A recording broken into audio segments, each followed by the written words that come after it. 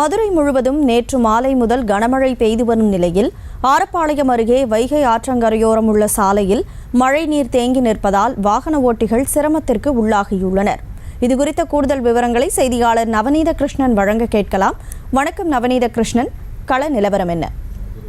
நிச்சயமாக கனிமொழி, தென் தமிழகத்தில் மிக முக்கிய மாவட்டமாக இருந்து வரக்கூடிய மதுரை மாவட்டம் முழுவதுமாக நேற்று கனமழை பெய்த நிலையில் மதுரை மாவட்டத்தை பொறுத்தவரை 697.40 சென்டிமீட்டர் மழையானது பெய்திருக்கிறது. இந்த நிலையில் மதுரையில் நகர்ப்பகுதிகளில் வரக்கூடிய சாலை, அதாவது ஆரப்பாளையம் நோக்கி வரக்கூடிய குரு தேட்டரிலிருந்து வரக்கூடிய சாலை பகுதியில் இருக்கக்கூடிய வைகை ஆற்றங்கரையோரம் தடுப்பணைகள் அமைக்கப்பட்ட நிலையில் அந்த நேரத்திலே தண்ணீரானது தற்போது தேங்கி இருக்கக்கூடிய ஒரு நிலை இருந்து வருகிறது. ஆகாய தாமரையும் அதிகமாக பறந்து இருப்பதால் தண்ணீரானது அந்த பகுதியை விட்டு கடந்து செல்லக்கூடிய ஒரு சிரமம் இருக்கக்கூடிய நிலையிலே பெய்த கனமழை நீரானது சாலை முழுவதுமாக தேங்கி இருக்கக்கூடிய நிலையில் காலை வேளையில் பணிகளுக்கு செல்லக்கூடிய வாகன ஓட்டிகள் மற்றும் அதன் வழியாக ஆரப்பாளையம் பேருந்து நிலையம் நோக்கி செல்லக்கூடிய அரசு பேருந்துகள் உள்ளிட்டவைகள் தத்தளித்து செல்லக்கூடிய ஒரு நிலை இருந்து வருகிறது. உடனடியாக நடவடிக்கை எடுத்து அந்த பகுதியில் இருக்கக்கூடிய தேங்கிய தண்ணீரை மீண்டும் வைகை ஆற்றுக்குள் அனுப்பக்கூடிய நடவடிக்கை எடுக்கப்பட வேண்டும் என்பது பிரதான கோரிக்கையாக இருந்து வருகிறது. குறிப்பாக வைகை ஆற்றங்கரையோரம் இருக்கக்கூடிய அந்த சாலையில் தண்ணீர் தேங்கி இருப்பது ஒரு ஆபத்தான ஒரு சூழ்நிலையை ஏற்படுத்தி இருக்கிறது. கனிமொழி,